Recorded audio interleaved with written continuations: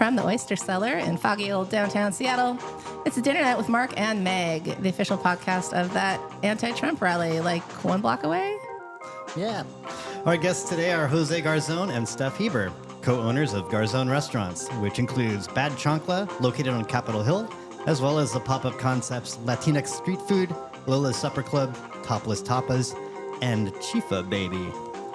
Jose, Stef, thanks for joining us. Hello. How has your week been?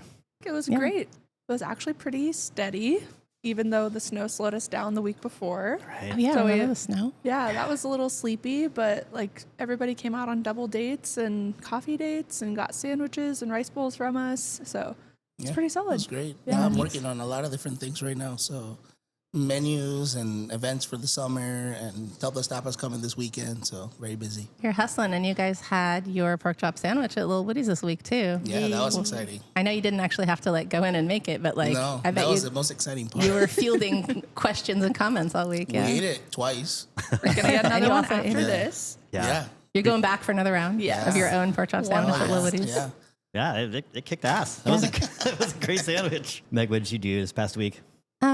I went out for Valentine's Day, which I'll chat about. My partner and I, a few years ago, there was a meme going around wherein people were like, don't celebrate Valentine's Day, celebrate the justified murder of Captain James Cook, who died on February 14th, 1779, and was murdered by Native Hawaiians. And we were like, haha, so we go to Hawaiian food, and now we just do it every year because then you don't have to think of It's like something. an anti-holiday. Yeah, but also tradition, because but it's a Hawaiian food tradition. is fucking good, turns out. amazing. So, It's so good. what about you, Mark? How was your week? It was good. I went to see E La Bamba at Barboza. Okay. Are you guys familiar with that band? No. So they started out in Portland, and then they moved to Guadalajara, and they kind of have like this sort of indie rock via sort of Afro-Cuban style Wow. polyrhythms. Sounds amazing. And it's probably not technically Afro-Cuban, but a lot of like African guitar style. This really like textured, clean guitars, cool like double percussionist kind of stuff. Cool. Yeah. Yeah. Cool. Sounds awesome. It was great. Sound guy at Barboza was struggling though. I gotta say,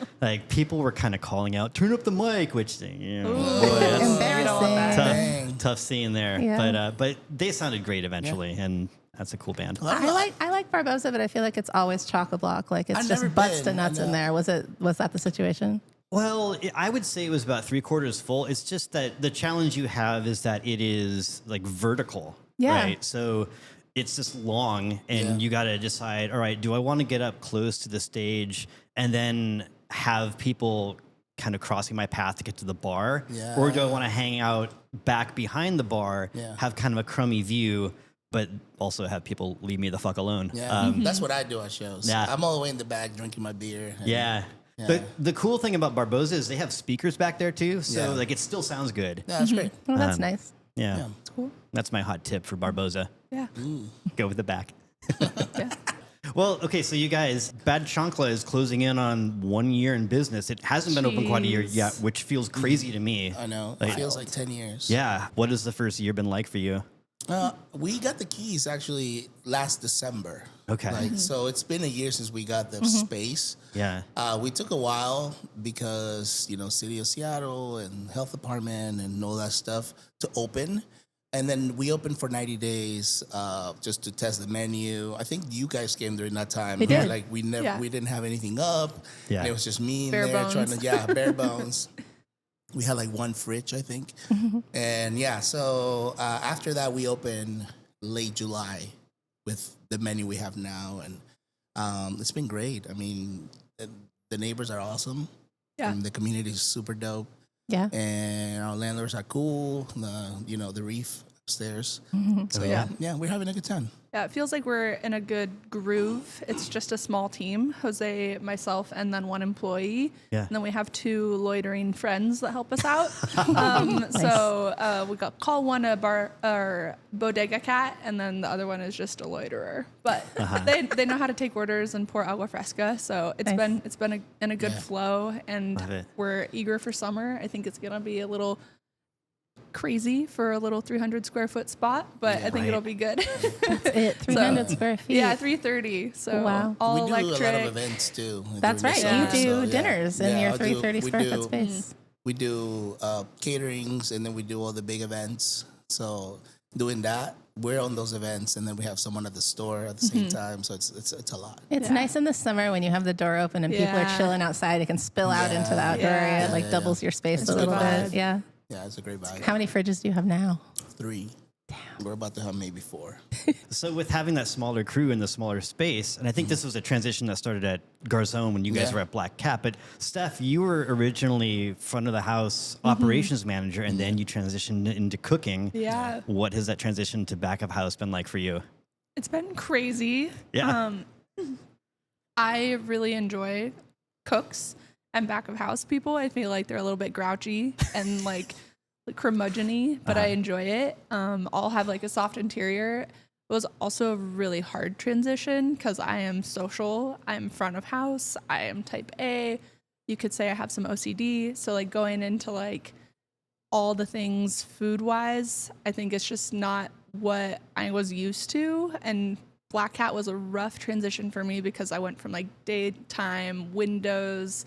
I was working coffee in the AM and then coming to like a windowless box with a loud hood vent and like working with fire and working very late. And so it was just like real rough on my mental health, but also just like adjustment period. And then I feel like I became badass at it and was like joking that I was Chef Stef and like got into it, but I still like feel a bit uncomfortable in it, I would say. And it's just because I'm not like out here whipping up dishes at home and like creating, but I can do what Jose teaches me. And I take a lot of pride in that. Yeah. And I think anybody that comes across me at work knows that. I'm like, this is not my food, but it's so cool. I get to handle it, teach people how to make it, and then eat it and share about it, which I think is a really cool opportunity in a POC-owned business. And as a woman in the kitchen, you don't see that often. Yeah. So it's been a transition, but now I feel like at Chancla it's so easy compared to Black Cat. Oh, so much easier. I'm like, I went from like full range fryer, cleaning hoods, like grill to a little like electric stove and a bain marie. Yeah. It's like, okay, this is chill. And it's refreshing. It's daytime, it's light. I know people's dogs. They're coming in on a like a lunch break walk to get a sandwich. And I really enjoy that. Yeah, that sounds better for the mental health. Yeah. The generally. transition started at Black Cat. Like we went from pop-ups, and I was the only cook. And the first month we opened a Black Cat, we signed up for Restaurant Week Oh, man. with a tasting menu. 4 course. Because I'm smart like that. And I was the only cook, and people started coming in, and you know, it was a shit show. Yeah. So she had to jump in on the grill or the fryer, and then the transition just happened. Yeah. Like, you know, you're here. And then she started training. She ended up training the cooks. that we Running the had. kitchen. Yeah, running the kitchen. Yeah. She can do everything. Your first step in that transition was that maelstrom of Yeah. Restaurant Yeah. Week. And Wow. when we were a pop-up, I wasn't not necessarily like, allowed to touch the food, but also Jose was figuring out what he was putting out, how he was putting it out. And then I was learning how to talk about it and share it. And like, I like to eat it. So I would tell people my favorite parts of it. And so going to Black Cat, it was, again, that transition period of Jose figuring out, how do I want a plate? Like, what works in this space? How does the pickup on this dish work? Yeah. And so then to simultaneously have to train was like, we were trying to increment, and that just didn't work with Restaurant Week. It was like that scene in The Bear where the ticket machine's going off, and I was just standing there like helpless. I didn't know what to do. And so I was like, okay, I've seen you do this from afar. I know how to do that. I can help. So gradually he gave me responsibilities, taught me things, and then it turned into like running the whole prep schedule, running the line, like the whole kitchen. So Stef, you were saying you're front of house, and it reminded me that you guys met at the Barking Frog. Is that right? Yeah. And you were front of house, and you were cooking in the back. Yeah. You both tell a story that I like, wherein you're talking about Jose making snacks right in the back, and you were one of the only people who was really interested in what he was doing, right? Yeah. So I was front of house at the Barking Frog, hungry, broke college kid. Okay. Again, I like grouchy cooks, and none of the front of house was allowed in the kitchen, but because like I am very nurturing in my mentality, I was bringing snacks and coffee to the cooks, and so they were allowing me in, and it wasn't in like mischievous motive. It was just genuine. Yeah. Which like Jose can say like he didn't like me when he first met me because I was too friendly. I was too like eager. Too I was friendly. so What do you zealous. want? I was young. Literally. Literally. He was like, get the F out of my face, like, you know. But eventually, like, family meal was happening in the kitchen, and I was just I wanted to eat anything I saw. And so the chefs allowed me in the kitchen, and I had my first fried rice with fried egg on it. I'd never had plantains before, never had South American beans before. And so I was just, again, broke college kid. Also, I like to eat. So I was having 2-3 helpings, and it just clicked, and I wanted more of it. So it just turned into Jose feeding coworkers after work, going home and having fried eggs, beans, and plantains at 1 a.m. And I stuck around. You're from here, right? Yeah. And there just wasn't a lot of South American food around here until Still very recently. There's still not a lot. Yeah. And I love the story behind food. So I didn't grow up in a family with a lot of culture or tradition and stories or practices or recipes. And so anything in regular life, Jose can be like, oh, there was this moment in my life of significance or nostalgia or smell or this age. And he can recall a story, and I connect to that because I didn't really have that. Yeah. And so when it came to rice and beans, he's like, oh, this is home food. And I'm like, my mind is blown by spilled egg on rice and beans. And so that turned into more stories from his Lola, his stepdad, his mom traveling. And I really connect to that because, again, I didn't get that culture growing up. And so I draw to that as a human. But food is culture, and I think it's beautiful to share. That was a big part of us starting Latinx Street Food, the first concept, Garzón Latinx Street Food, because the food wasn't special to me, and we were also coming from fine dining. And when when I told people, oh, yeah, I'm going to start this pop-up and I'm going to serve rice and beans, and they all laughed at me, why? Nobody wants to eat that shit. And the reason why she was having all those meals is because I was the garde cook, so I finished before the hotline. Yeah. So I was the one making family every night, and that was a big part also because I had the chance to feed people hot food. Yeah. And also test. I was making fried rice, I was making lomo saltado, I was making rice and beans and fried eggs, I was making tacos and things that I ate at home, and they loved it. So that was big for me to be like, oh, maybe this can work, and then her pushing me this is cool, we've never seen this here, we should do it. Yeah, there's a market for it. Yeah. I love the detail of you were pretty distrustful of her at first. So when did it start to turn for you? What does this lady want? Yeah, well, when I met her, she was a church kid. So I was just overzealous. Yeah, and I'm just I'm a cook that works till midnight, sleeps all morning, and then comes to work again to do the same thing 6 days a week. So I'm getting there. I'm like, oh, I'm at work. And she's like, hi, how you doing? How's life? Tell me about your life. I'm like, Get the fuck out out of my kitchen. Yeah. It's too early. It's 3 p.m. It's too early for the shit. But then she started bringing me coffee. And but it does with the whole kitchen. Yeah. I had ex-military guys in there. I had all the different people, and I loved it. I was like, I love these grouchy people. That was a great time. A lot of, I would say 90% of the cooks we work with at the Barking Frog now own restaurants. And Great. Just sold in one Chef of the Chris dudes. Smith. Chris Smith is in New York now. Levi works for Babar, and he's been a part of that group for a while. Sommeliers, Kara was sommeliers. Amazing. Yeah. Cool. It was a cool group. It's really cool to see that they were doing cool shit. And I was there too. She was there too. Yeah, you're one of them. Yeah. You count. You're in that group. Yeah. Steph, have you taken on some of the grouchiness of a cook as you've started to cook? Yeah, I mean, also it's just Jose says yes. 100%. I'm grouchy. Yes. Also, again, when I met Jose, I was very young. I was, you can say, naive. I now got my rough exterior. I also have my street smarts. I was never taught street smarts from my family and my parents, and so Jose kind of showed me that when I met him and became friends. He moved here, and I had lived here my whole life, and he was showing me Seattle. He was showing me food. He was showing me different forms of dining, and so now you could say I'm definitely bossy. I'm particular, but I think that's for the better. I feel like I'm a pretty strong, independent, well-held woman, so that's cool.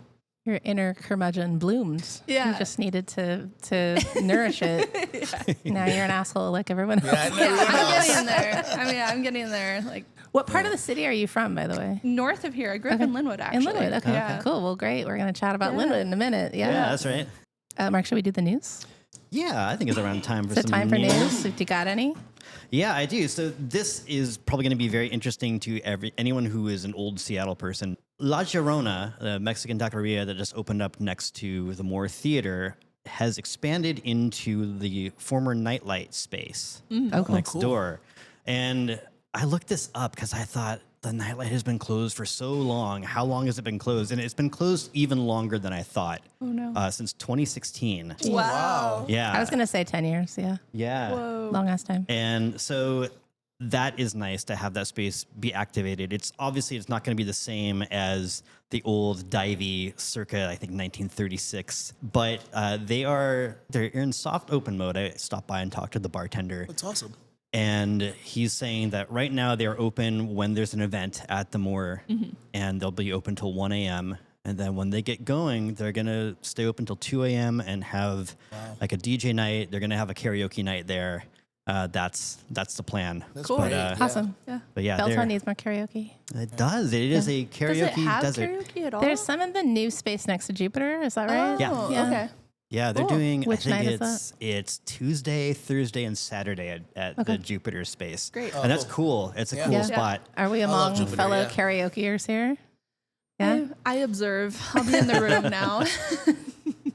Sometimes. Sometimes? Not really? Yeah. Oh, you Not guys really. aren't. Our good friend is like Yeah. passionate about karaoke. You know So Dan Doan? Oh, yeah, we know Dan he Doan. carries a mic with him. Yeah. He's part of your crew, yeah? Yes, We yeah. should shout out to Dan Doan as well. Hang on. Did you just tell me that Dan Doan carries a mic with him? I think Yeah. it like What? literally is like Yeah. in our locker at work, It's and then a- he yeah. has one at home. We're doing our Really? staff outing tomorrow night, like holiday party staff Yeah. outing, and we're doing karaoke at Chancla after. Okay. And he's like bringing a mic stand Yeah, he's and like- like he's a bringing his mixer iPad and Okay. like maybe What's a his, light. what's his genre? Everything. Everything, So yeah. Okay. he has like a playlist on Spotify of his karaoke Like songs. my karaoke Okay. songs. I know all of them now because I've been around him enough. He's got. I did not know that. He's got like R&B, country, Okay. hip hop, K-pop on there. yeah. Wonderful. Yeah, he does. He If does. you it all. guys ever run into Stef and Jose in person, Dan Doan is often Always with them. there. So he's just a Yeah. character in the posse. Is he the loiterer who works at Chancla, or is he the other? He's the bodega cat. Yeah, Yeah. he's the bodega cat. Okay. Yeah. Yeah, so Yeah. he works Monday through Friday job in tech, Yeah. Okay. and he loves restaurants. He was our customer at Fair Isle. Yeah. When Oh, we were at really? Pop-Up. Back in the day. Yeah. Yeah. So and then we became friends, and now we've Yeah. traveled together. I enjoy him. I want to throw down at karaoke with. I almost said with you guys, but it sounds like you don't give a shit. No, I mean, sing. with You'll go. enough drinks, I will sing in the Sure. background. You were at Sophon when she got too much Yeah. cognac, and I she do was remember singing. that. Yeah, that what was were you singing? my first karaoke song ever. I Have Nothing by Whitney Houston. I love it. That's a tough one too. Our friend Mark here as well is a crooner, karaoke crooner. Yeah. You were singing Blue by You at my birthday the other day at Hattie's. Yeah. Yep. I just sing right. like hair metal, Megadeth and But shit. like super powerfully though. Oh, thank you. like, Thank you. Good, great I have metal a voice. short range and a lot of power. Where do you go for Megadeth on karaoke? There's nowhere. A lot of people have sweating bullets. Really? If you go to the Southgate roller rink, Ivan Terrazza has it. Really? Oh, that's funny. Who else has it? It's Yeah. around. Hattie's has it. Yeah, sure. Let's go. Let's go. All right, more news? Yeah, more news. Laurel, just across the street from Bad Great. Chancla. Yeah, we were just there. Yes. Yeah. We reported on them soft opening a couple weeks ago, and now they are fully open with their full bar menu. Yes. Beautiful spot. Yeah, it looks so pretty. And they have our QR code so tiny. you can order our food through. I did not know Yeah, that. you and can then do DoorDash pickup. All of the bars across the street. So Revolver, Hillside. Hillside, and Laurel. Yeah. They have our QR, so you can just order and pick it Amazing. up, and then they let you bring the food. I'll be damned. And Laurel does coffee in the morning and cocktails at night. Yep. So they Yeah. can do breakfast sandwich or breakfast bowl pickups Yeah. from Chancla, or they can do like evening. Yeah. Yeah. The owners are booked guests next month, I believe. Oh, awesome. Yeah. Kato Patz and Nico Great Seal. people. Yeah. Yeah. We're excited to chat with them. I haven't been yet, so I got to check it out. Yeah. Pretty cool. Really cool place. Tiny little space. Yeah. Yeah. Smaller than yours or the same size? No, a little I bigger. think it's a little bigger. Yeah. Yeah. Still qualifies as tiny. Yeah. Yeah. I really wanted to swing by and get a sense of their cocktail menu, but I wasn't able to. Yeah. But they start serving cocktails at 2 p.m. and they're open till 2 a.m. Hell yeah. Oh, And 2 p.m. to 2 a.m. Okay. They open up at 8 a.m. in the morning every day. So Yeah. they're open every day. 12 hours of cocktails. I like it. Yeah. That's awesome. Over in Greenwood, Magic Masala has opened. Meg, you and I like walked past that space so many times, and there's been a banner saying "Coming soon, Magic Masala" for months and months. Magic and Masala. they have That's finally my favorite opened. kind of masala. I wonder magic. what comes up on maps when you put Magic like massage, Magic maybe. Yeah, I gotta. Masala massage. So their menu is really interesting because they have some Indo-Chinese dishes. Oh, great. Yeah, such as Hakka noodles, gobi Manchurian. They have hot and sour soup even. And that's not super common in the Indian restaurants. Of course, Indian Nepali kitchen has that as well. They have some. But I think that's the only other one that I know of. That's Meg, cool. do you? I don't know of any other locally. Yeah. They also have aloo tikka chaat. Oh, okay. And that's Spicewalla has that. Yeah. But they're the only other ones I know of that have that. So yeah, the potential for some unique dishes over there in Greenwood, and that's the former Chef King space. Greenwood's popping off. Yeah, the old Chef King, which was Szechuan, which was great. I like that spot It too. was, yeah. I'm sad to see that leave, but kind of an interesting replacement I at put least. that on a good date night list years ago in The Stranger because I like to go to Chef King. In retrospect, like it's super spicy, pungent food. Maybe it's not the best date spot. Also over in Belltown, in my neighborhood, I noticed that List has closed. And I tried to do some searching to figure out what the deal was because they didn't have a note on the door or anything. And Naomi Tomkey of Seattle Met reported that it was simply a lease non-renewal situation.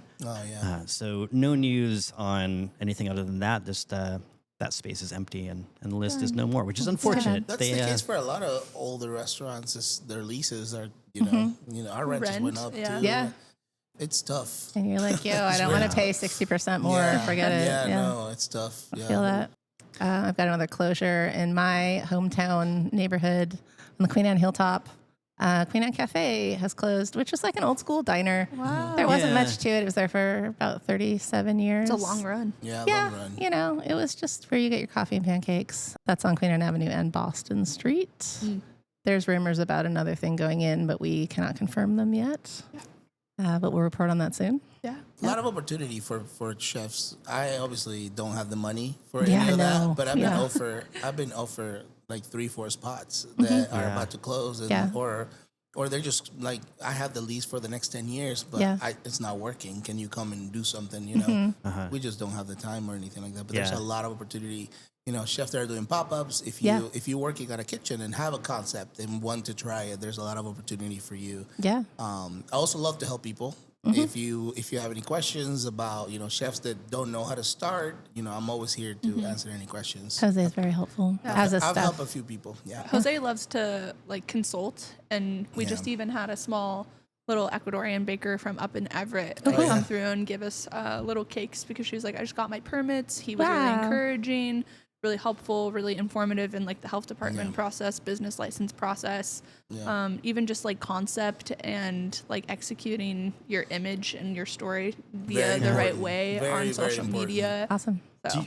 Do you want to talk about that a little bit now? Like some bullet points of what you tell people? I think where people go wrong is they want to immediately focus on the food, and that's very important. You know, the concept is the food. But I think before you even start thinking about starting something, it's like, what is it that you want to say with your food? What do you want to tell people? Tell your story. And I know you hear that a lot. Tell your story about this, and that. But I see this with a lot of chefs, and they're afraid to tell their story because I had the same problem. I don't think my story is cool at all. My food's not cool. But it turned out that people like it and they relate to it. And it was something new, you know. I didn't know that either. But I think that if you are true to yourself, just tell your story. If that story is, I grew up in Everett eating boxed mac and cheese, and now, you know, I went to culinary school locally, and then I worked fine dining, and I learned to love pasta, and now I make pasta. That's a dope ass story. Like, just so many people want to be too cool, and they're looking at what's around. And don't be what you think people want, right? So like he's always doing that with me because I'm not culinary founded. I'm a woman in the kitchen. Yeah. I am from a family with not a lot of cultural practice, and he's like, go into what you are and be confident. You have a culture. It's just not a diverse culture. It's just a normal culture around here, and I come from the same background. We were eating Hamburger Helper in my house. So he's like, that's something people will say about Jose is like he's just doesn't give a fuck about what people think about him, and it's like that's because he knows himself and he's confident in it. So he like really encourages people to not be what he thinks people want, but what they are, you know, because then it's honest, but also it's not impersonating and it's not like encroaching on other people's paths too. Yeah, and that's something that has helped me a lot. It's just like I'm not looking at what other chefs are doing or even how many restaurants are opening or how many awards they're getting. I'm cooking my food. I think me and you had this conversation a lot before. We do. It's like, you know, like just cook the food, bro. Like just fucking cook it. Stop worrying about awards and write-ups and all this things. People really care about that over and over. The they people do. that we chat with, Mark, too. Like, people are really mixed up and about you know, awards. You have no idea how much, you know, you writing about me in the beginning and you know, The Stranger and Eater, you writing about Chancla and Eater and stuff, like, has helped us a ton with business. Oh, I'm glad to hear that. But, you know, it's not... It's not why you do it. It's not about that. And it doesn't last. Exactly. You know, like, you're going to get customers for a week, you know, and then, you know, 5% of those customers will come back. Yeah. But if you tell a constant story, like, you keep your story straight and you are... who you are, so you can't lie about it. You know, like you're not gonna change the story in it, because I've seen this too. I've seen this chefs tell a story of who they are, and then a month later there's somebody else, and then they are from a different part of the United States, but with a background. But they're cooking French food, calling it something like whatever they're from. You know, they invented a backstory. There's more like the trendy words. Yeah. As cheesy as that sounds, be yourself. Know thyself. Yeah. Yeah. Just, you know, that's one. And then marketing is everything. You are the king of internet marketing. Ours. Yeah. Very talented with video reels, and you do a great job. I mean, I recently, my social media it's been better because I got picked up by an agency. So I'm actually working with an agency now. And, you know, I'm doing a lot of stuff with them, and my followers are growing and all that. But it was time because I hit a wall. Like, I knew how to tell my story, but I was like, but I don't know how to sell it.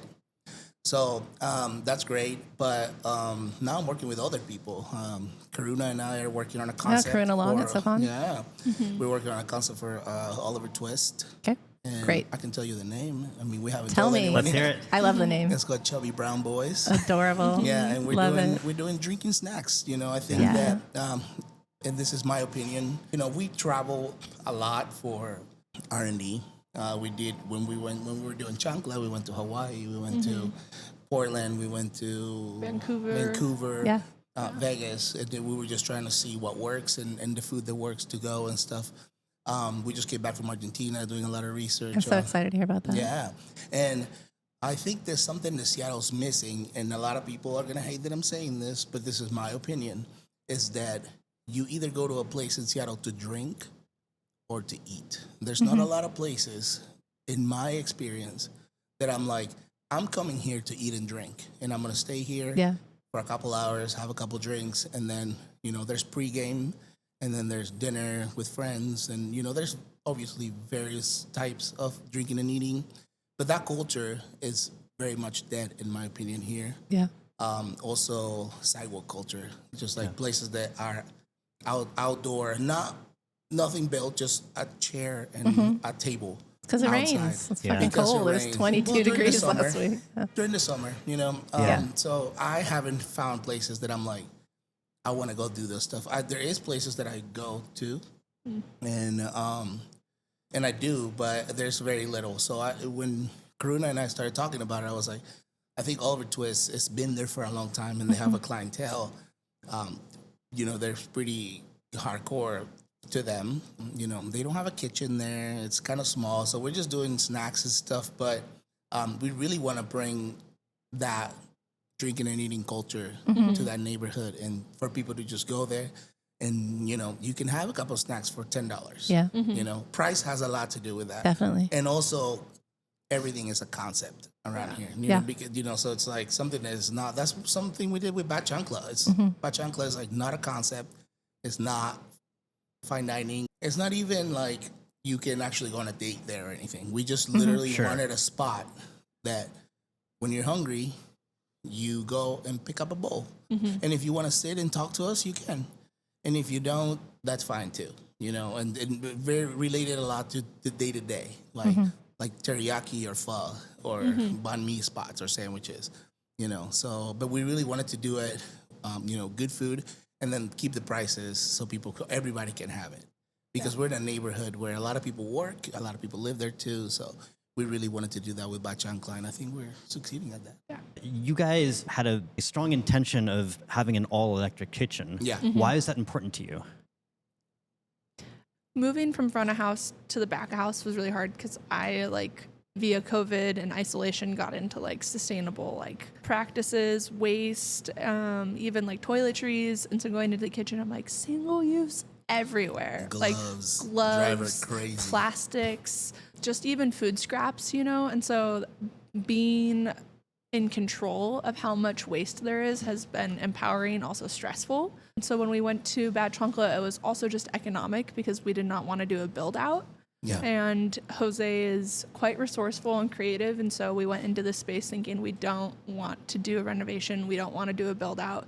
How do we execute food at whatever risk level the health department will give us under reasonable practices? I even minimally use butane if we have to. We started as a pop-up with butane camping stoves, and I like to stay away from that as much as possible. So it's just the planet is not ever renewing anymore, and it's fragile, and if we can make a dent in taking care of it, why wouldn't we? And so we actually in the past have worked with a nonprofit that talks about decarbonizing restaurants, living, and your lifestyles. And so I hope to work more in that direction, but it doesn't also have to become my identity. I just think it's ethical and the right thing to do. Our plastic black bowl is the bane of my existence. But that's we our need to only have plastic, and she goes we crazy. need to have something that is microwavable that also doesn't melt as it is being taken home, and breaks down. Yeah. But we're getting there.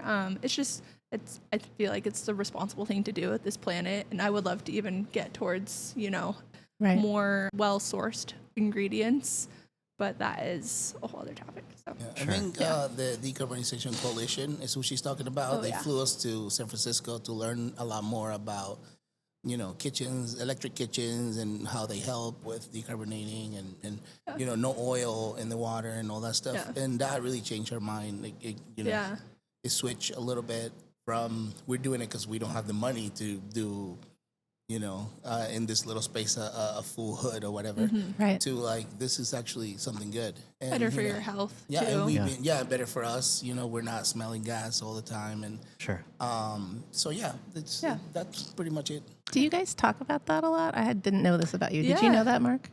Yeah, I'd seen some Instagram posts you had made about going to that conference, but I didn't know the full of it. That's why I asked the question, is I wasn't really sure why it was important to you. Yeah. If it was a financial thing or if it was a environmental thing, and it sounds like it's both. It's both. It was both, yeah. And we also are now, so they work with the city of Seattle. So we've done events with El Centro de la Raza, which they work with the Decarbonization Coalition. And then we've done events with the city of Seattle as well. And now they bring me and her, and we cook a dish, and we use their electric stoves and teach people. And then at some of these events, they give away electric stoves to people. That's cool. They're just teaching, people, and it's fun. So what are the other equipment choices you've made? I mean, obviously electric stove, electric burner, probably induction, right? Yeah. Yes, induction. What are some of the other equipment choices you've made to be all electric? I think going zero butane was big for us because we only had 2 in the beginning, and then we had to use 3 or 4 butanes at the same time. So that was one of them. And then a lot of our packaging, a lot of the research we did in the places I just said was how food travels, how we package it so people can just open and eat, how inviting it is. There's a lot of places that don't care and throw everything in a bag and give it to you, and you're like, oh no, no forks. Oh my God, how am I gonna, Yeah. So we really work on that, and then through that is all paper, all compostable. We actually we were talking about 5 months ago with COVID, everybody started using compost. All this, Yeah. So now the fields are packed. There's no more place to put compost boxes anymore. So the city is now, and this might be good information for a lot of restaurants, the city now has a budget for you to buy plates. They're giving you money to buy plates, so you don't have to use compost anymore. Yeah, they're trying to incentivize you into using in-house reusable. dishes. Yeah. how do you get hooked up with that? It's just the city page. I could probably send it to you, and you can put it on a link. Sure. Yeah, it's a cool We'll program. do that. Great. Yeah. Should we get into the roundtable? People need to know Yeah. that Lynnwood is dope as shit and is a Yeah. dining Yeah. destination. I remember I was reminded that you and Jade Stewart years ago at we Eater, did a story. Yeah. you did a story about just dining out in Lynnwood, and you guys hit up all the food courts out there. And I Yeah. was like, I didn't know this shit was here. But also, we're from the north side. So Yeah. our Yeah, pop-up when Yeah, so that's where we 2019 eat, yeah. was Everett, it was Lynnwood, it was Edmonds. Yeah. So Yeah, it's we- where we live, it's where we eat. We started in Everett. Our first pop-up That's was right. in Everett, and then from Everett we went into Scottsboro Brewing. Then we had a full program at Scottsboro Brewing for a little bit. It was all takeout, and then we went to Lake Stevens. I used to live in Lake Stevens, and then Edmonds was a big part of our growth because Brian at Barcata, literally gave us the key to his restaurant and said, when I'm not open, you can sell food. Oh, that's Amazing. rad. Yeah, so that was super rad, and we were doing brunches. We did lechon like parties, like roasts, like Oh, pig really? With the roasts. pig, the suckling We did pig. 3 of those, and they got the last one. We too had much. 200 people. Incredible. And we quit. we're never doing this again. Yeah. Popular. It's like a Yeah. staff of 4 and like Yeah. 300 people. Yeah, It and that was super chaos. fun. So, so we live in Lynnwood now, and that's where we are eating most of the time. We do go to Seattle a lot. I would like to shout out my favorite restaurants in Seattle. Sure, absolutely. I don't Do know that if too. you want to start. My favorite restaurant in Seattle is Hamdi. Yes. Hamdi is great. We went I there for my think- birthday. Yeah. Yeah, I think the Hamdi is probably the best restaurant in the state. They're killing it. They are amazing, and they do amazing food. They're amazing people. Another place that just got a residency that we eat a lot is Chamarican. Yeah, we were talking about them. Chamarican is doing something that no one's doing, which is Chamorro Puerto Rican barbacoa. Yeah. And he's doing it his way. He That's- is New Yorican. Yeah. And he moved to Seattle. No, he moved to Alaska. Alaska and first. Then he moved here. And he's just doing food that he likes, just like me, food that we like to eat. And, his story is really cool too. And he's at the Wash. Yeah. He's at Yeah. the Wash full time now. Yeah, great. He used to be outside on Fridays and Saturdays. We were talking about that. Street Yeah. food, yeah. And we would be outside with him, just Yeah. Yeah. like That's jamming great. to the band playing next to him and eating like the yellow rice and fried chicken. Maybe we need to go up there after Lil Woody's. Absolutely. Stop by. Still haven't tried it. Yeah. Oh, It's very good, and they're great people too. If you have a chance, Chef Jesus, you should. I follow definitely meet them, him. but Yeah, and I he's think I've even super talked to dope. them once He's or a twice character. online. Yeah. He's a That's- character. Like, Okay. He's Yeah. very that New Yorican in him ain't going nowhere. Yeah, I love it. It's like the Miami me would Yeah. never go anywhere. Like he's a cool dude. Yeah. I don't know if you Other wanna favorites, shout Steph? Do you have a favorite? In Seattle, I love Dino's across the street from Bad Chancla at the Beautiful shout out bar, their yeah. garlic knots Yeah. have a tight hold on me. And they have like a quarterly new pizza by the slice Slice, or yeah. like featured pizza. Yeah. Right now it's like a baked potato on a piece of pizza. It's so good. amazing. Scallop potatoes, And you like know- scallop prosciutto. Yeah, it's bomb. I want that. I also love Hong Kong Bistro in Chinatown. yeah, yeah. It's Late at night? their salt and Yeah. pepper pork chop and like a beef chow fun. I'm done. They're Yeah, open I till like 2 or 3. yeah, Yeah. yeah. Some of the servers know us by name. They're great. We just had hot pot for the first time. yeah, happy. I've never Lamb. had hot pot. I'm We sorry to should- say, because no one We will go should- with me. We'll go with you. Dan, Yo. Okay. Dan will take us. Yeah, He was that's all like, good. I'll be your lifeguard through this experience. He Oh, ordered perfect. everything. Yeah, he did the and- same with Korean barbecue for us. Yeah. Okay. There's so many places in our neighborhood. I mean, Yala is amazing. Yeah. Yala's great. I love Yala. Bonito, the coffee shop, is Yeah. amazing. The doctor's office, Yeah. Oh God, we love TDO. amazing. Favorite That's bar. my favorite bar in the city. Is the Yeah. doctor's office. Shout out to Keith. Yeah, He's our amazing homie. bar. I mean, there's so many cool things in Capitol Hill. And Yeah, that strip especially. Lupo. yeah, it's I love really- Lupo. Lupo. Yeah. Lupo, if I'm shouting out Seattle, it's Yeah. Lupo. Yeah. Like if I'm craving anything, it's Lupo. Yeah. Yeah. Well, we were talking about how underappreciated Lynnwood was. So how Yeah. about some Lynnwood Yeah, let's Rex? go. Yeah. What are your for it. favorite Lynnwood spots? Well, I think We have there's categories. categories. Yeah. We were Okay. talking Sure. about this. Yeah, Hit there's, us. there's Yeah. a day to day where you have your pho, your sandwiches, Mm-hmm. and like the things you eat for lunch and stuff. Tub subs, I love tub subs. Yeah, Tubbs. yeah. They've got a Tubbs up there. I don't know if it's the original, but in my opinion, I had the other ones, and this one is the best. Okay. Oh, Also, interesting. the owner's Yeah. there all the time. Okay. Like, yeah, so like a key. I think the quality is really good and it's fast. And That's it's the HQ. yeah. Yeah. And then, Korean food central is Lynnwood. Yeah. I mean, there's like so many different kinds. So You can many. have like snacks. You have fried chicken with karaoke. You have like all kinds of Korean food. You can get the hot dogs, the corn Yes, dogs. the that corn have- dogs, yeah. But You can my get Chubby favorite, lemon. my Yeah. favorite food court is the H Mart and the G Mart food courts. The G Mart. The Yeah. G-Mart. Yeah. I knew about H Mart. I knew about E Sen-sen. Mart, Yeah, and you and- said there's a place called G Mart. Yeah, which is the what? same company, but Yeah. it's like, you know how Walmart has the super center and then they have the green little ones that The neighborhood. Okay. yeah, so the H Mart is G G-Mart. Mart is their neighborhood's like small store and how they test. So before they open an H Mart, they have a G Mart, and then if it works, Makes they sense. open an H Mart. Ah, Yeah. McDonald's Express. Yeah, they I have got- four little restaurants in Yeah. their food court. Tiny. Sen Great. the katsu curry.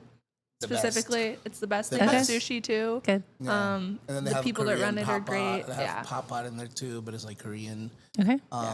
Yeah, so there's Bobby's so much. Hawaiian on Yeah, 99. Institution. There's an Are they institution. temporarily closed?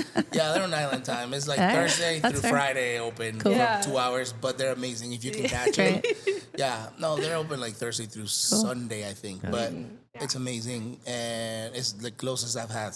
What's you your know. favorite dish there? I get the loco moco Yeah. with fried rice, Nice. and it's like 1,900 calories. Ginormous. So good. Yeah. And I've been eating it for 10 years. If they're listening to this, I'm sorry. I've been lying to you. I'm actually not Hawaiian, and they think I'm from Hawaii. They just You they can just, pass, They just yeah. adopted me, and Yeah. I cannot talk to them and say I'm not. So Break their all hearts. all the aunties just love me, and they know my kids now, and we know they're not. It's amazing. Yeah. What's another good spot?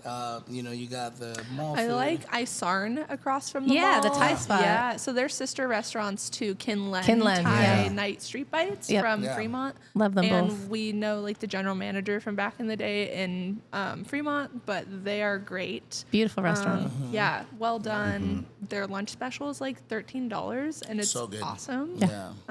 There's one in Upper Queen Anne, I believe. Yeah, the Isarn. Yeah, they have a couple different concepts, Yeah. and they're opening Yeah. a new concept. We are friends with the manager who used to be at Kinlan, and she's now like the district manager, and she was telling me they're opening a new concept.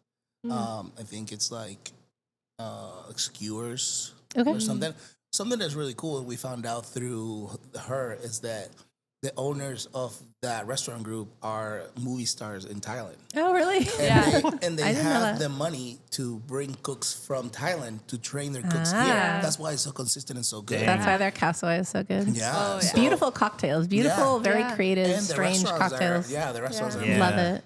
Yeah, so a lot of that Filipino food in Lynnwood is very good too. Oh yeah, Yeah. feel.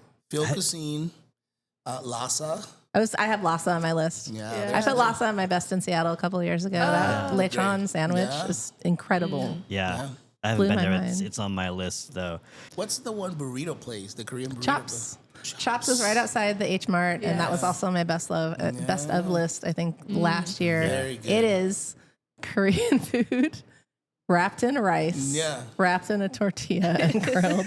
And one of them, the Korean food, is soba noodles. Yeah. So it's grilled noodles and meat if you want, or That's tofu, amazing. wrapped in rice and then wrapped in a tortilla. So it's triple It's carb. intense. Yeah. It's not very much money. It's like $13 Yeah. and a half is a very large meal. So a would imagine. whole Yeah, is, it's great. man, they do like the flaming boar, which is spicy pork. They do a bulgogi, but it's a burrito. I love that spot. Yeah. Yeah. I love yeyes.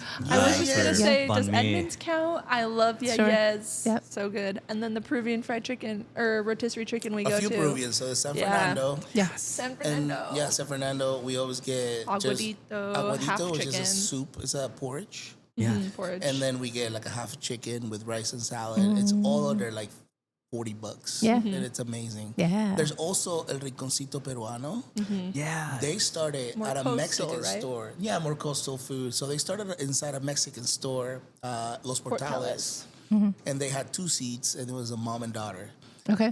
The mom and daughter now have their own restaurant. They just made it bigger, and they have a cocktail program where they have all the Peruvian drinks now. It's across from And- Business Costco on 99. It's like Wow. all the way back too. So you have to just find it. And when you put Rinconcito, in Lynnwood is going to give you the Mexican The, fast like, food little place, chain. Yeah, right. It's which not we that go one. to No. a lot. Yeah, we do late that. That at means night. like the corner, like the hangout. Yeah. The Regency Pub. Yeah, like Yeah. the like corner, Yeah. corner spot. Little corner. So they're great as well. Peruvian. If anyone doesn't know, Jose is from Ecuador. I am. If you don't know Jose, he's excited about Peruvian food for possibly that reason. And you've then, you've traveled in Peru too. oh yeah. Yeah. We just had TGI Fridays in Peru, and it made me sick. That was my Right. first TGI Fridays experience. Really? My first We pisco almost sour. lost our plane for TGI Yeah. Fridays. The playlist was like the best dad rock Nice. you could ever Oh, I hear bet. because it was like what they're like. This is what Americans barbecue to. Like it was intense. So you recently traveled to Argentina and you also hit up Peru. And Oh Ecuador. yeah. So we were in Layover. Chile, layovers in Chile, which we ate there, and then Argentina, and then Peru. Yeah. Is there anything you ate on this trip that might inform your menu going forward? I know you've talked about how Argentina has the best pizza in the world. Yeah, we actually didn't have pizza this time. No? No, because we had so many. Looks so heavy. It was her first time, and we just had so much stuff to try. Sure. Oh yeah. You I know, saw that so picture many with the things. morcilla Yeah, sausage, the yes. blood sausage. We had a Chorizo steakhouse everywhere. in our neighborhood, and we went to that like 3 times. Yeah. And it was just, steakhouse, just morcillas, chorizos, and steaks. parrilla. Milanesas. Yeah, Milanesa. I think you'll see some of that on more of like the Topless Tapas and Lola Supper Club stuff. And we drank a lot of vermouth and. Yeah. Did you have the Fernet and Coke? That's what I love to drink when I'm in South America. I love it. Yeah, it's very good. I have a shout out, Biblos, which is a market. It's not a restaurant, but they have a great deli. It's Mediterranean, but they have, like Greek, Cypriot, Italian items, but they also have North African stuff and Ethiopian stuff whoa. too. Oh, cool. And it's all mixed together, and they have like an olive bar, and it's a very Where? large market. It's in Lynnwood. It's on 99. Nice. Biblos, Byblos. Okay. I always enjoy it. Yeah, my favorite coffee shop, Narrative Coffee, is in Everett. Yeah. They have I love Narrative amazing Coffee. program. Narrative's great. Food program there, probably the best, Oh, that's Cafe. cool. and Little coffee not shop. only in Everett but in a lot of places.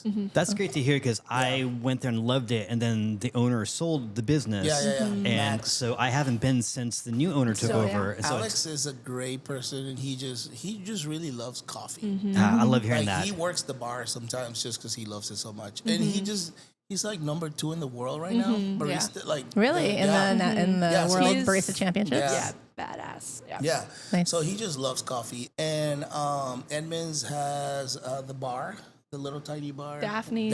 Oh yeah, I always hear Like about 10 that. Great seats. experience. We should just do a Northside crawl with you guys. I think Yeah. so. That's what we did with Jade. We just got Yeah. really drunk. Yeah. We went to Onopoke. We went Yeah. to like all the spots, and we just ate. Great. Also in like Stevens, our friend Lindsay. She Yeah, owns LJ's Bistro and Bar. and Okay. the Pines and Sweet 2. It's Yeah. like Their she event space. dominates that area. Like she's the biggest. Cool. They have Sounds like like I need to Seattle meet her. cocktails in Lake Stevens, Yeah, and it's like- like its own thing because you have to go across the trestle, and like you can't get Amazing on that food. side. It's amazing food program too, and she's for real too. Yeah. She's for cool. real. Yeah. I want to meet I people didn't who know are that for every real. Not a counted lot as of people are Lynnwood. for real. You'd I've be surprised. found that He just Yeah. in went my more north. travels. Always looking for the real ones. Yeah. Mark, shall we talk about what we ate? Yeah, let's get to things I ate it. Thanks. I ate it. Well, speaking of Hamdi, I went to the pop-up they had there on Wednesday. I've heard, yeah. It was they had veggie pizza and lamajun and also dolmas. I just got the lamajun because I was just going by myself. Right. And it was a very filling, delicious So rendition good. of I it. saw the pictures. Yeah. This is a nameless pop-up, right? It's one of the employees. Yeah, I was just it's- gonna say. Oh, it's one Yeah. of the employees. Yes. That's Meli. so cool. And his Instagram handle is at Meli. Oh, I don't know how to pronounce the last name. It's MELIH.KCAK. And the lamajun he was doing, he was hand mincing lamb like really finely, so it wasn't ground; it was minced, so super juicy, very deeply spiced, flavorful, tomato sauce, peppers, and it was importantly cooked in that gorgeous wood fire oven that Hamdi has, and that sets it apart from every lamajun in definitely. town. And That's great. yeah, I Is it loved it. Turkish food? Yeah, Turkish. Yeah. Who just moved next to Hamdi? Also Turkish. Outsider is it? barbecue. Outsider barbecue. Oh, the it's also guy is Turkish. Turkish. Yeah. I keep hearing about it. I need to go. It's great. Yeah. Yeah. We chatted about it amazing. on the last episode. Yeah. Mark got to go with Harry Cheadle. Yeah. Yeah. Looks so And good. I had to take my cat to the vet that day, so I didn't get to go. But they're Yeah. open now, so I can Yeah, go. we need to hit that up. It looks amazing. For sure. The sides look amazing. Like the meats You look should great. just have like an eating club where Yeah. we're just like, yo, here's the spot we're all going. Seriously. We could call it the Dinnernet. Dinnernet. I'll search for it, but I think it might be taken. Oh, I went to Ginger and Scallion's new Oh, cow great. The new soy. concept. Cool. Yeah. Yeah. Great. So it's interesting because when I first heard about it, I had heard that they were changing the name and it wasn't going to be called Ginger and Scallion anymore. It was going to be called something else that is eluding me. And the reason it's eluding me is because there was no indication They didn't do there that. that it was called something different, which I think is probably, I mean, assuming that's what they're doing, that makes sense to me to just continue calling it Ginger and Scallion. I got lamb cow soy because that was a very exciting option there. And Bro. that was braised lamb shank in a very traditional classic cow soy presentation. So rich curry broth, egg noodles with chopped pickled mustard greens. You of course have the scallion, cilantro. They had fresh and fried shallot atop it. Oh, yeah. I love that balance. crunch. Yeah, and of course top with fried noodles as you gotta do. Yeah. It was fantastic. I didn't post a photo on Instagram of it because I couldn't get it to look good. Yeah. You know what I mean? It was like... It's a hard one. It's a hard one. Cow soy is a hard one to make look good. Yeah, so I want to write about in defense of ugly food. And the reason it wasn't photographable, in my opinion, is a good thing, is because there was so much fat. You know, like there was like it's a pretty good... rich and dark. You got like these little pools of fat, how and you not know. too much, mind Yeah. you. That's how you know it's just, real. Right. Yeah, it was Chicken fat. just right. You got What- that coconut yeah. fat, you got the lamb fat. What makes food beautiful or what makes food delicious does not always make it All beautiful. the wrong reasons. Absolutely. All the wrong reasons is like it has to look clean when Yeah. good Yeah. food is usually fatty and messy.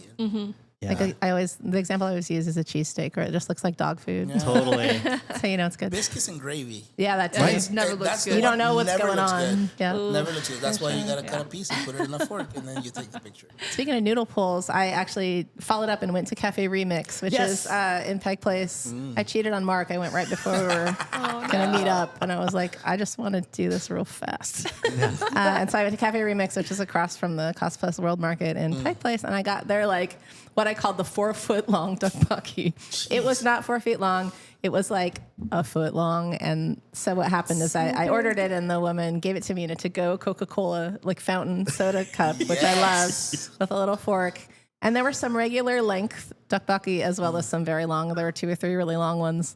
And then there was just the spicy gochujang sauce. It was $7.50. It was very filling because the tteokbokki, the gauge, it's large gauge. It's very thick. It's like a churro. It was so big, and I was just so thrilled to like have this like wrist size fucking tteokbokki. But it was filling, and you can walk around the market with your fork and be like, "That's so intense." Yeah, I loved it. They also had some really good looking like Korean street toast type sandwiches that had ham and like half of a sliced avocado all stacked up on like good looking menu. I want to go back for sure. Yeah, me too. They have the Dalgona coffee, which I wanted to try. Oh, nice. Which was an Instagram favorite about 5 years ago, where you whip the powdered coffee and Remember that, yeah. emulsify it and all that. Well, that's important to note that they have prepared food there, because if you Yes. just walk by, it kind of looks like just a convenience store. Good point. Right. Yeah. There's a bunch of chips, Yeah. Korean chips and Yeah. ramen cups. But yeah, they do service. Yeah. And the sandwiches look great. Yeah. And Rad. you can get a fat tteokbokki. You can get a few of them. Yeah. Where else did you eat? I went to Tortas Locas, which has a few different locations. There's Burien, Renton, Tacoma, Federal Way, I think. It's just in the neighborhood of my office, and sometimes I will dip across the street and get a very, very large torta that's like the size of a human face. So that's how they're For crazy. $11.50, they're crazy in that they're big, and I love a torta that has a hot dog on it. So the one I like is the chilango, and it's they say pork leg is the translation to English, like a roast seriously? pork. It says pork leg, white American cheese, hot dog.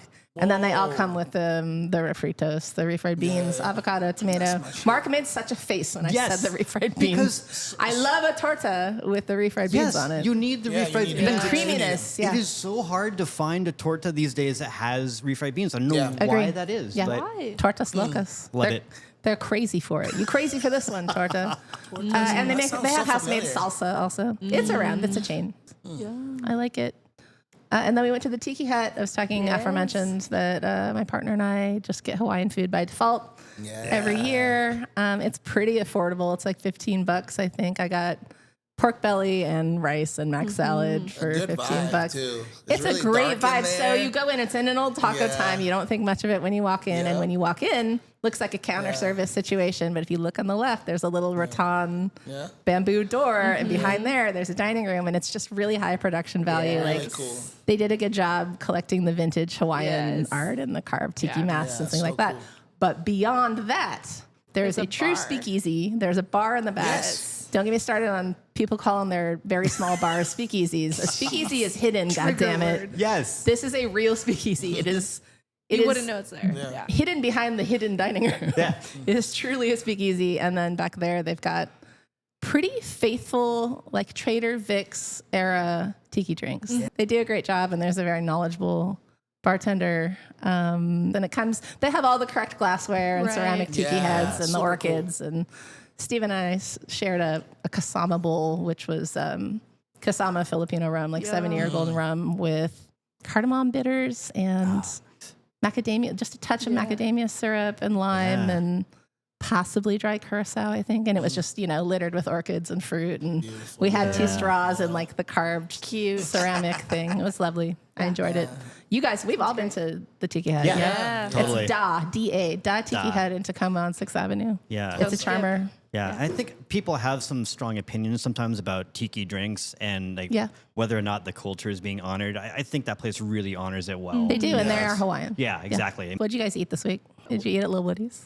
I did eat at Little Woody's. I am not a burger person, but I am a sucker for this chuleta. And I can have Jose explain his sandwich that is featured at Little Woody's this week for Burger Today's the Month. last day, actually. Today's last day. Yeah, so fried pork chop. Something I knew as soon as I reached out. I think, first thing I knew is I was going to hit up Meg to ask her permission to do it, and I did. After I said yes, the first thing I knew was that I was not going to do a burger. And then I just keep going back. We tried to do a couple. I actually just posted a video on my Instagram about how it came out to be. Yeah. But, I just didn't grow up eating a lot of burgers. Sure. And I don't eat a lot of burgers in general. Mm-hmm. My kids love McDonald's and things like that. So I eat, I make chicken here and there. But just like tacos, I don't eat tacos ever. Tortas all day. Yeah. I'm just weird when it comes to food. I don't know. Just not growing up in the United States. Sure, I just eat a little different. Yeah, you like. Yeah, and I just didn't. And I did a lot of research on social media, like what should a burger have vegetables? Should a burger have cheese? And I tried different things, and I just didn't like it. It just didn't represent our flavors the right way. Mm-hmm. And then I just got back from Chicago, where I had a chuleta, like a fried pork chop sandwich. And I was like, that would be cool. And I never seen anyone do it. So we did it our way. If you like our fried chicken from the Latinx Street Food concept, it's the same technique. We do the same brine and we do the same frying style and cornstarch and stuff. And then we have our circus seasoning in it and our chimichurri aioli, which people love. And then a little bit of salsa criolla. It's supposed to be bone in. I keep hearing that a lot of the burgers don't have the bone. Yeah. I didn't have a bone on mine. Yeah. That might be because mine didn't either. People are.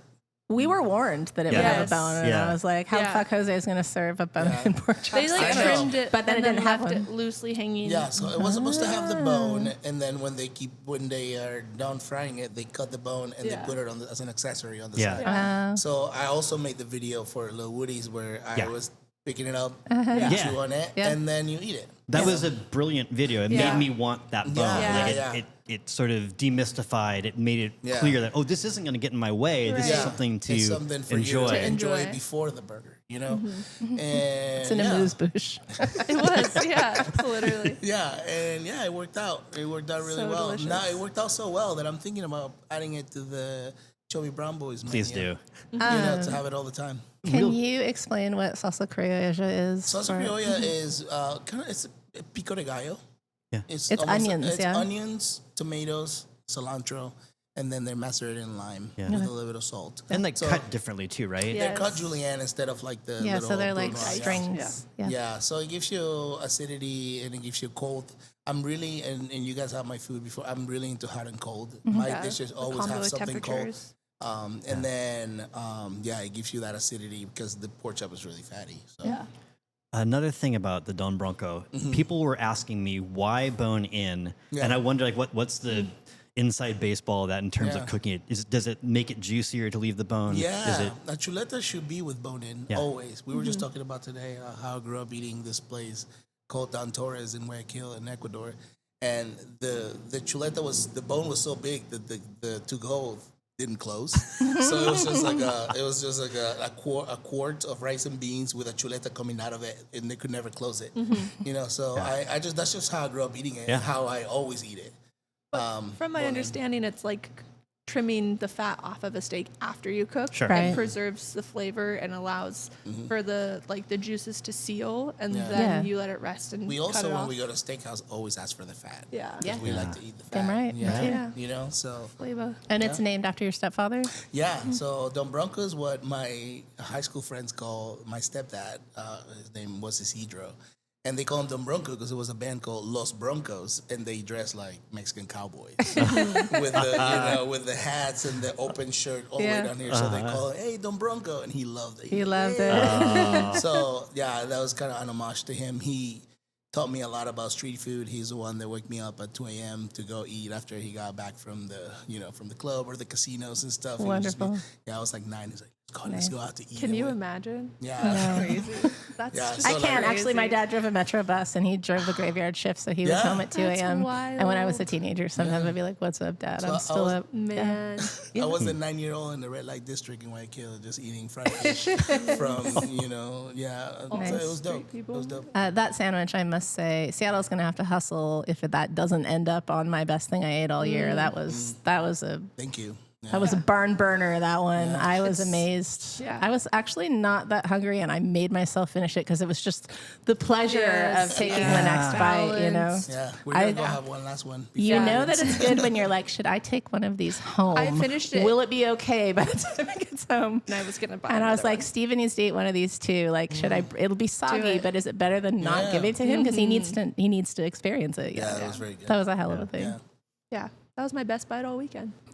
Totally. Me too. Yeah, it was Oh, we had hot pot and that was Too great. far. And then I don't know, we didn't really. I had kids all week, so I have like a one week with kids and 1 week that I work all week. yeah. So it's kind of hard for me to. Fruit snacks. Yeah, a lot of food snacks, and I cook at home, which I love. Yeah. It's like the one thing that makes me feel like a human is just like going shopping and cooking at home and eating in a table instead of next to a trash can. You know? Yeah. Are the kids adventurous eaters? No. No. No, I mean, I have twins, Yeah. Luna and Jude, and they're 5. So Okay. Luna is kind of adventurous. She tries things. Jude is all pizza and hot Hell dogs. no. Yeah. Pizza and hot dogs every day. Yeah. But, Sigh. you know, They'll get there. They'll They'll get get there. there. yeah. They eat pho, like broth and noodles, That's or something. like riconcito, rice Yeah. and beans. But then like it's like the color of things throws them off, or like Mood has a lot to one do of them with says things, this yeah. is sour, so the other one says like, no, I'm not gonna have it. It's sour, and it's like you had Yeah. one sour grape, the whole bushel is not sour. 5 is really young. Yeah, Yeah. yeah. They'll grow up with it whether they like it or not. They'll learn to.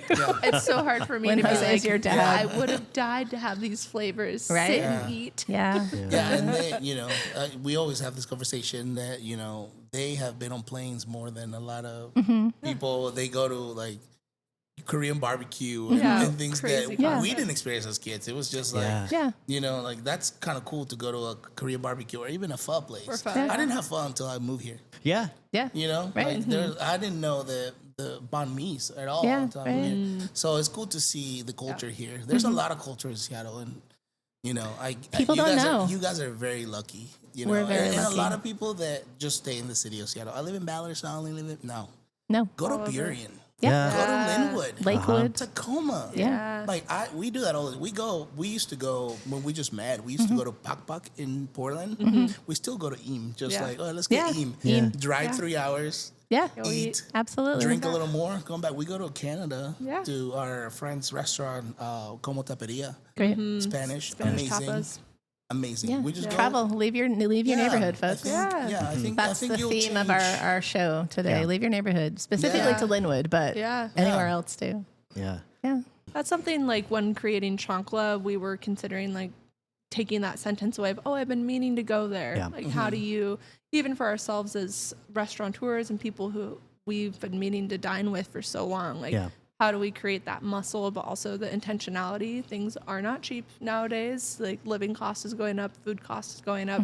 But how do we spend our money strategically to support the homies, but also places we've been meaning to go? Yeah. And so, like, we commute from Lynnwood to Seattle, so it's all relative. Like, Central District is equal to Ballard to me, because I'm already here. Totally. It's all Seattle to me. So, yeah. People just like, Sure. let's go to Queen. No, Seattle. Yeah. I'll meet you in Seattle. Okay, bye. It's all around. So I hope that, you know, as people listen to this, that they see how there's not that many obstacles, you know, to go 3 more blocks than you normally would, and go check out a small business and ask them about themselves too. Like, people don't often get the platform to share about their culture and their food, and just to say, like, what's the story behind this? And something we do a lot is, like, with Instagram especially, is we save restaurants that we want to try. Yeah. And then we have 50 of them, and then, like, you know, just start with one. Yeah. The closest to you. Also, transportation's, you know, getting better and faster. And, you know, the light rail opens up a lot of goes neighborhoods. all the way to Lynnwood Transit now. Center. Yeah. It's going to be at the Alderwood Mall soon. The food court and outdoor dining food court at the Alderwood Mall has just exploded. It's Since the completely light different rail. since I was a kid. Like, they have Korean barbecue there. They Ramen. have hot pot ramen. Yeah. Like, light rail makes it so accessible. People are really afraid of the light rail, and it drives me crazy. As the daughter of a bus whole driver, point. like, what are you scared of? Yeah. Yeah. The whole point is to be able to reach more things accessible and affordable, you know? Yeah. We just had people from Everett come to Bad Chancla yesterday. Nice. Like, Yeah. don't be afraid. Just spend the day with the fam. You can take get the a few train from people. Everett too. Yeah, that's the what they do. Sounder. Yeah. Yeah.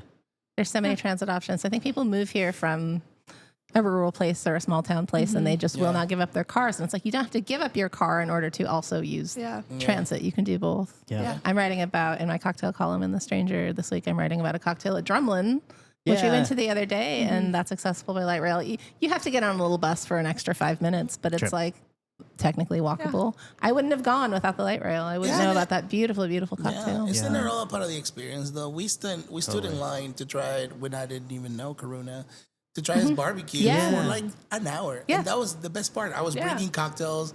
Yeah. You went and got shots for everybody. Yeah. And that's a part of the experience. Yeah. Like, Sure. it's okay. We don't have to have reservations all the time. And you met How people. about you go to, you know, a new neighborhood and try whatever's there without making reservations? Just go walk into places. You know, also not everything has to be sit down dinner. Totally. You can also take some stuff to your car and eat it. You know, you can also, you know, do dinner at home. Yeah. You can, you know, there's so many different types of dining that we're skipping because we want to do the one time a month that we go out. We want to do the big restaurant. It can be fear-based too. I think people are very scared of eating something that they don't like. It's It's a part of it, right? yeah. You know, They're like, what if I don't like it? Yeah. The Then world you don't will like end. it. Try something else. Yeah. Be brave. When you're trying new food, you may not know every ingredient on there, and that's okay. It doesn't have to be amazing, but you're trying something new. Yeah. And so I think that's a part of the adventure. Wherever she goes, she makes her own tasting menu. So she goes to like a pho place or banh mi, and she's like, okay, I'm going to start with egg rolls. Skewer. And then I'm going to have a small pho, and then half a sandwich. The other half is going home. I love So you can it. try the most Yeah. amount of things. Yeah. Yeah. I love Absolutely. variety. You should be a food writer, Stef. That's So, that's some real Aquarius shit. We got a bunch of Aquariuses at the table. Sorry, I don't believe in that, but that's what they say. Yeah. That's what they say about us. it is. Love a new idea. Before we wrap, do you have any plugs for events that are coming up? Ooh, I mean, it's sold out, but to stay tuned, we're doing our next Topless Tapas this coming weekend. Great. Topless Tapas is a small dining experience we do at Bad Chancla. We clear our little counter and we seat 5 to 8 people, and we sell the tickets via Instagram story, and each Topless Tapas has a different concept, and you just kind of come in blind. You don't get told the menu before. You just buy the ticket and you come meet strangers, sit close together, and have some good food. So this one coming up is sold out, but we are going to be doing more. And we've Bad been having Chancla- guest chefs too. Yeah, guest chefs. Yeah, which makes it cooler. Yeah. Yeah, more fun. And then we are going to be at Taste Washington next month. If you listeners like to eat and drink, there's wine. It's sold there's out. Where's that? Oh no. Yeah, it's sold out. It's No way. at the stadium. Okay. Yeah. Oh well. It's yeah. sold You out. can't That's have crazy. it unless you Never already. mind. But if Everything you is bought sold out. tickets already, look for Yeah. Stef and Jose. Yeah. So we'll be And, there. yeah, and then we're doing our regular events that we do every year. What used to be, they haven't even announced, but what used to be Taste Taste Edmonds Edmonds. is turning into something different now, but they still gonna have food. So we're doing that in Edmonds, and then This we summer, do yeah. Taste Washington. And we try to do one out of town event or out of state. A We year, did, yeah. every year. So we did like Las Vegas Food and Wine. We got invited to the Aspen last Food year. and Wine, but we couldn't afford it. Very expensive. Yeah. Yeah. It's all Yeah, Yeah, out of right. your It's pay to pocket. play. Yeah. Yeah. But I it's could have like been next to Roy Choi though. That's all I her get. crush, happening. her crush. And yeah, and we're trying to do something this year too. We don't know what Yeah. yet, but we're we definitely keep busy with the caterings and we try to do more events, more dinners and more Yeah. outdoor events during the summer. And when can we expect Chubby Brown Boys with Karuna to So manifest? the plan is which you're invited to. We're testing you thanks. too. We're testing the menu about Chancla when we're closed this week. Okay. And then Karuna and I'm already working on all the marketing stuff. We have the menu kind of set, and then we're doing a pop-up Oliver Twist first. Okay. And then we'll announce that. And then after that, we're just gonna Spring figure it then. out, like the kitchen spring. I Yeah, would say maybe spring. early summer. Okay. Sure. Yeah. Awesome. Yeah, Very And exciting. and then it'll stay there for as long as we can run it. Rad. Yeah. Mark, did you write anything this week? I am working on an update to Eater Seattle's seafood map. Cool. So that's on its way. I think it's going to publish next week.